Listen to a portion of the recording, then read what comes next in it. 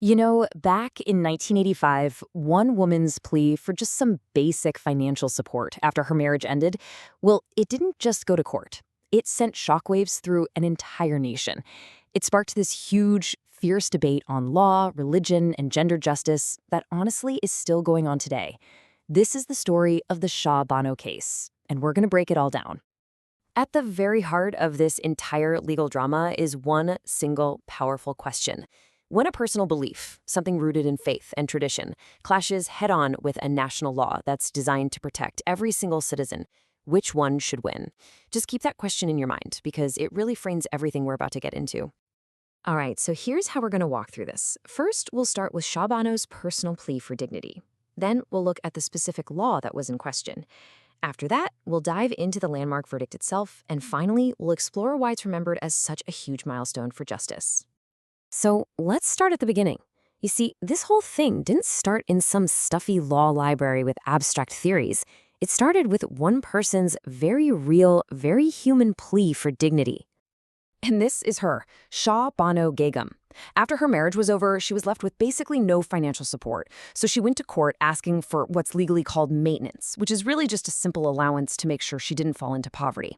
It was a plea for a dignified life, plain and simple. Now, her plea put a very specific law right in the spotlight, and that's what turned her personal story into this massive national debate about what law even means in a really diverse society. The law she turned to was Section 125 of India's Criminal Procedure Code, the CrPC.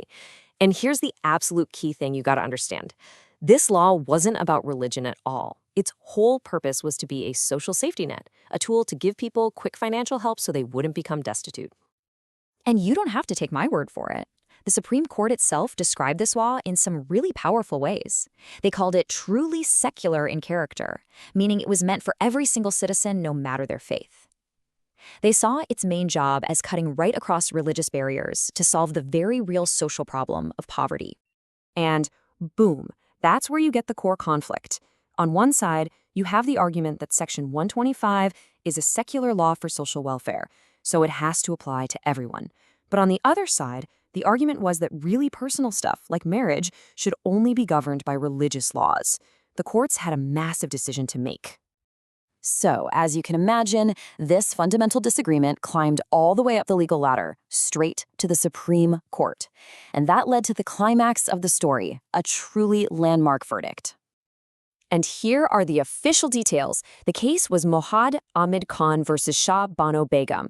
It reached its conclusion in 1985 at the Supreme Court of India. And let me tell you, this wasn't just another case file. This was a moment that people would be studying and debating for decades.